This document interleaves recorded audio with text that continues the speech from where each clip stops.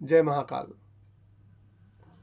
शिव पूजन क्यों करें, इस विषय में एक वीडियो मैं पहले ही बना के पोस्ट कर चुका हूं। उस वीडियो को आप इस वीडियो का जो पहला पार्ट है उसको ज़रूर देखें, समझें कि भगवान शंकर की पूजा हमें क्यों करनी चाहिए। आइए अब, जैसा मैंने पहले कहा था कि ये दोनों वीडियो एक साथ पोस्ट करूंगा क्योंकि वो वीडियो थोड़ा सा लंबा हो गया था। तो भगवान शंकर की पूजा कैसे करें।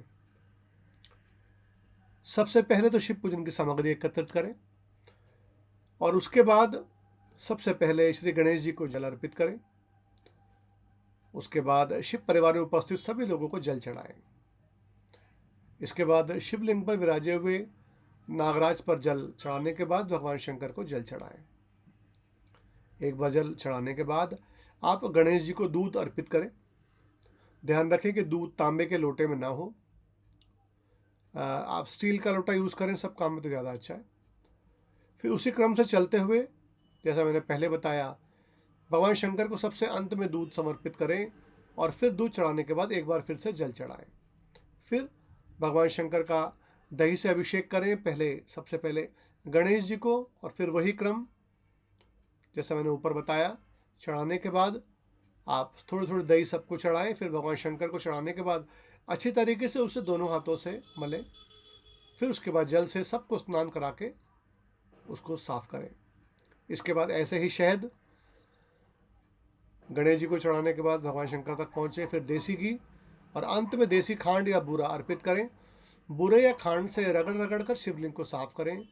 पुनः जल से स्नान कराएं और फिर भगवान शंकर पर गंगा जल अर्पित करें।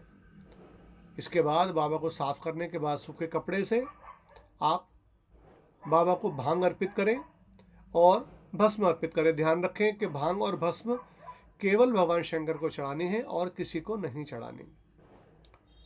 इसके बाद आप माता पार्वती को छोड़कर सब स्वरूपों को बाबा के साथ जनेऊ अर्पित करें और माता पार्वती को कलावा, चुन्नी और उनकी मांग सिंदूर से भरें। ये विशेष तौर से शादी की इच्छुक कन्याएं जिनका बहुत समय से विवाह का योग नहीं बन पा रहा, वे माँ के हाथों में मेहंदी लगाएं, मांग में सिंदूर भरें, बिंदी लगाएं और सर पर चुन्नी उड़ाएं।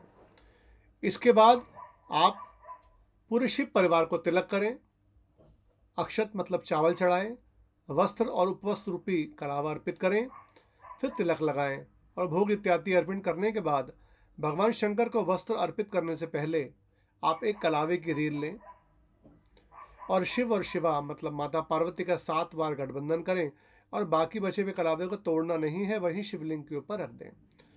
फिर जो भी आप यथाशक्ति श्रृंगार, वस्त्र, भोग इत्यादि लाए हैं भगवान शंकर को चढ़ाएं और आरती का नियम पूर्ण करें।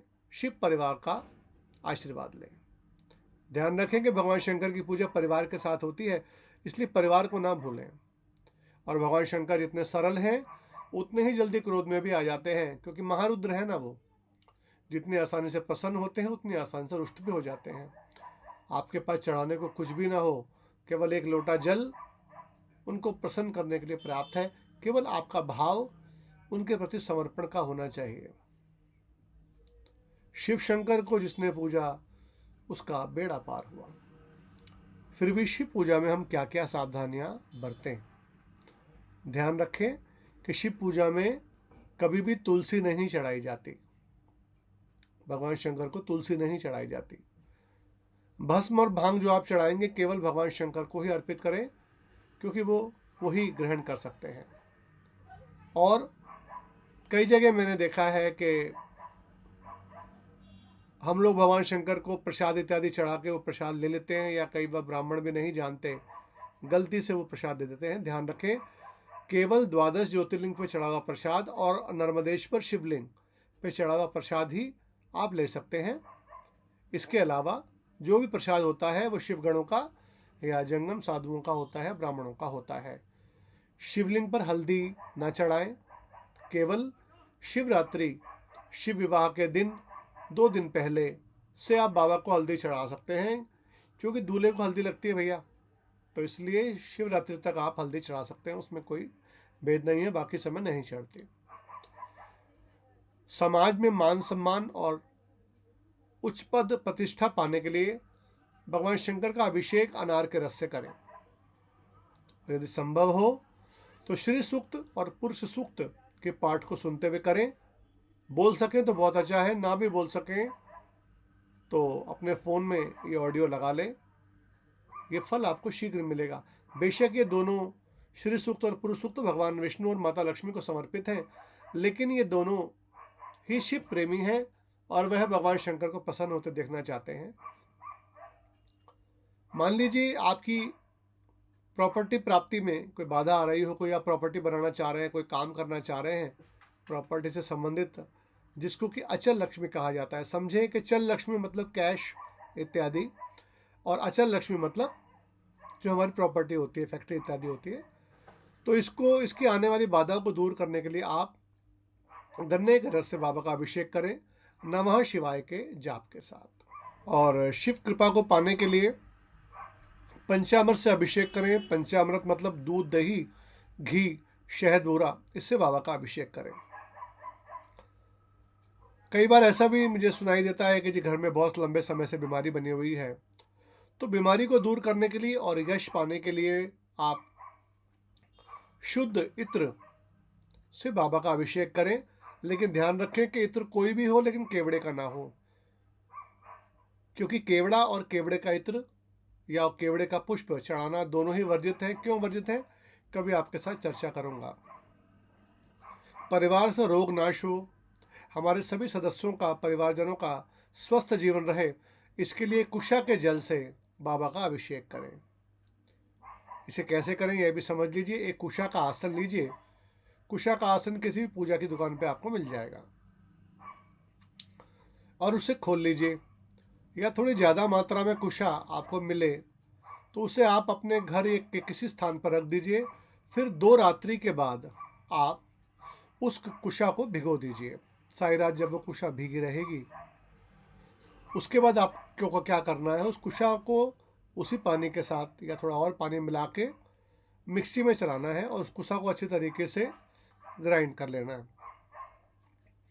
और जो भी उसका पेस्ट बने, जो भी उसका गूदा बने, और वो जो पानी होगा उसको एक बर्तन में डाल के शिवलिंग के करीब ले जाएं। और फिर उसके बाद आप उसको ऐसे का ऐसे ही या छान के, जैसा आपको ठीक लगे, आप भगवान शंकर पे अर्पित करें।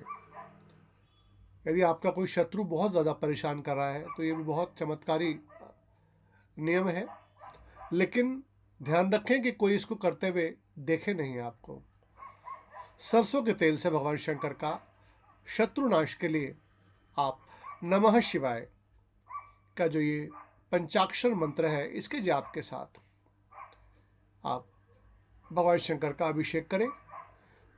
ये जितने भी अभिषेक मैंने आपको बताए, यदि आपको समझ नहीं आए तो एक बार थोड़ा सा रिवर्स करके वीडियो दोबारा देख लीजिए। इन सब के बाद आपको भगवान शंकर को पुनः जल से स्नान जरूर कराना है। समझे आप मेरी बात? मतलब पानी से दोबारा स्नान करवाना है, उसके बाद आप दूसरी चीज यूज कर सकते हैं। भगवान शंकर की पूजा शिवरात्रि, प्रदोष और सोमवार, इन 3 दिनों को बहुत ही शुभ मानी गई है। महीने में एक शिवरात्रि आती है, महीनों में उजाले और अंधेरे की 2 प्रदोष आती हैं, और महीने में सोमवार तो 4 या 5 कभी कभी हो जाते हैं, वो भी आते ही हैं। तो ये जो चीज़ें हैं, भगवान शंकर की कृपा से इस तरीके के अभिषेक करने से आपको शीघ्र फल प्राप्ति होगी। और एक बात ध्यान रखें, भगवान शंकर को 12 बजे के बाद जल नहीं चढ़ाना चाहिए। भगवान शंकर को 12 बजे के बाद जल नहीं चढ़ाना चाहिए, ध्यान रखें। क्योंकि 12 बजे के बाद, दोपहर 12 बजे का, भगवान शंकर अपने परिवार के साथ चले जाते हैं। और आप सोचें कि आप अपने परिवार के साथ बैठे हैं और कोई आकर एकदम से आपके ऊपर जल डाल दे, दूध डाल दे, कैसा लगेगा आपको? तो शिव पूजा में ध्यान रखें, केवल सोमवार को, प्रदोष को, शिवरात्रि को ये नियम लागू नहीं होता। सोमवार, प्रदोष और शिवरात्रि, को ये नियम लागू नहीं होता। महाशिवरात्रि आप सबके लिए बहुत बहुत मंगलकारी हो। आपके जीवन से समस्त परेशानियां दूर हों, आपको सुख समृद्धि मिले। इसी भाव के साथ मैं महंत पंकजनाथ काली मंदिर आप सबको प्रणाम करता हूं और बाबा के चरणों में ये विनती करता हूं कि आपके जीवन से समस्त कष्ट दूर हो, आपको उत्तम शरीर मिले। देहि सौभाग्य आरोग्यम देहि में परम सुखम, रूपम देहि जयम देहि यशो देहि दिशो जी। आपका कल्याण हो। जय महाकाल। शिवरात्रि की कथा बहुत शीघ्र आपके बीच होगी। जय महाकाल।